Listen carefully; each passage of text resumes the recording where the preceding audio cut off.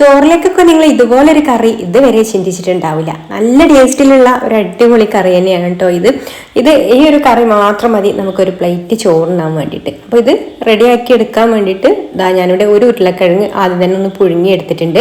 പുഴുങ്ങിയെടുത്തതിന് ശേഷം അതിൻ്റെ ആ ഒരു തൊലിയൊക്കെ ഒന്ന് മാറ്റാം. എന്നിട്ട് നമുക്കിതാ ഇതിനെ ചെറുതായിട്ടൊന്ന് മുറിച്ചെടുക്കണം.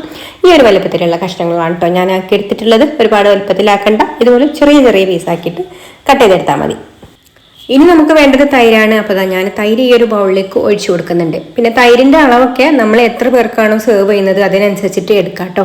അപ്പോൾ ഞാനിതാ ഇത്രയും തൈരാണ് എടുത്തിട്ടുള്ളത്. പിന്നെ തൈര് എടുക്കുമ്പോൾ ഒരുപാട് ഭയങ്കര പുളിയുള്ള തൈര് എടുക്കാതിരിക്കുകയാണ് നല്ലത്. ഒരു നോർമൽ പുളിയിലുള്ള തൈര് മതി കേട്ടോ.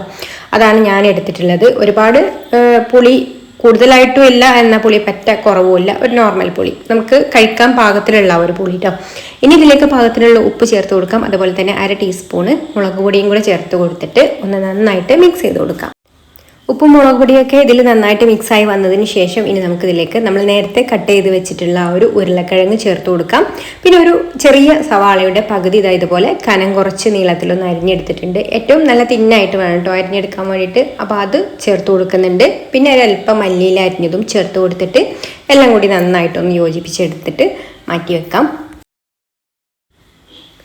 ഇനി നമ്മളിതാ ഇതുപോലൊരു പാൻ സ്റ്റൗവിൽ വെച്ച് കൊടുത്തിട്ടുണ്ട്. അതിലേക്ക് നമുക്കൊരു 2 ടീസ്പൂൺ വെളിച്ചെണ്ണ ഒഴിച്ചു കൊടുക്കാം. വെളിച്ചെണ്ണ ചൂടാവുന്ന സമയത്ത് ഇതിലേക്ക് 1 ടീസ്പൂണ് കസൂരി മേത്തിയാണ് ചേർത്ത് കൊടുക്കുന്നത്. കസൂരി മേത്തി ചേർത്തിട്ട് ഈ ഒരു കസൂരി മേത്തി ഒന്ന് മൂത്ത് കഴിഞ്ഞാൽ നമുക്ക് തീ ഓഫ് ചെയ്യാം. തീ ഓഫ് ചെയ്തതിന് ശേഷം ഇതിലേക്കൊരു 1/4 ടീസ്പൂൺ മഞ്ഞൾപ്പൊടിയും ഒരു 1/2 ടീസ്പൂണോ നമ്മളെ എരിവിനനുസരിച്ചിട്ടോ നമ്മുടെ വീട്ടിലുള്ള മുളക് പൊടിയുടെ എരിവിനനുസരിച്ചിട്ടുള്ള മുളക് പൊടിയും കൂടെ ചേർത്ത് കൊടുത്തിട്ട് മിക്സ് ചെയ്ത് കൊടുക്കാം. പിന്നെ ഇത് നമ്മൾ തീ ഓഫ് ചെയ്തിട്ട് തന്നെ ഇട്ടാൽ മതി കേട്ടോ. ഒരു ചൂടുള്ള എണ്ണയിലേക്ക് ഇടുമ്പോൾ തന്നെ ഇതൊന്ന് മൂത്തോളും. നമ്മൾ ഫ്ലെയിം ഓൺ ആക്കിയിട്ട് ഇടുകയാണെന്നുണ്ടെങ്കിൽ ആ ഒരു മുളക് പൊടിയൊക്കെ കരിഞ്ഞിട്ട് ഇതിൻ്റെ ടേസ്റ്റ് ആകെ മാറിപ്പോകും കേട്ടോ. അപ്പോൾ മുളക് പൊടി കരിയാതെ ശ്രദ്ധിക്കുക. തീ ഓഫ് ചെയ്തിട്ട് ആ ഒരു ചൂടുള്ള എണ്ണയിലേക്ക് ഇട്ട് കൊടുത്താൽ മതി. എന്നിട്ട് നമ്മൾ നേരത്തെ റെഡിയാക്കി വെച്ചിട്ടുള്ള ആ ഒരു തൈരിൻ്റെ മിക്സിലേക്ക് ഒഴിച്ച് ഇതുപോലെ നന്നായിട്ടൊന്ന് ഇളക്കി കൊടുത്തിട്ട് സെർവ് ചെയ്യാം. അപ്പോൾ ഇത് ചോറിലേക്ക് നല്ല അടിപൊളി ടേസ്റ്റാണ് കേട്ടോ. അപ്പോൾ നിങ്ങൾ ഒരു തവണയെങ്കിലും ഒന്ന് ട്രൈ ചെയ്ത് നോക്കിക്കോളൂ, എന്തായാലും ഇഷ്ടമാവും. അപ്പോൾ വീഡിയോ ഇഷ്ടമായിട്ടുണ്ടെങ്കിൽ ലൈക്ക് ചെയ്യാനും ഷെയർ ചെയ്യാനും ചാനലൊന്ന് സബ്സ്ക്രൈബ് ചെയ്യാനും ഫേസ്ബുക്കിലാണ് കാണുന്നതെന്നുണ്ടെങ്കിൽ പേജ് ഒന്ന് ഫോളോ ചെയ്യാനും കൂടി മറക്കല്ലേ. അപ്പോൾ ഇനി മറ്റൊരു നല്ല റെസിപ്പിയുമായിട്ട് അടുത്ത വീഡിയോയിൽ കാണാം. താങ്ക്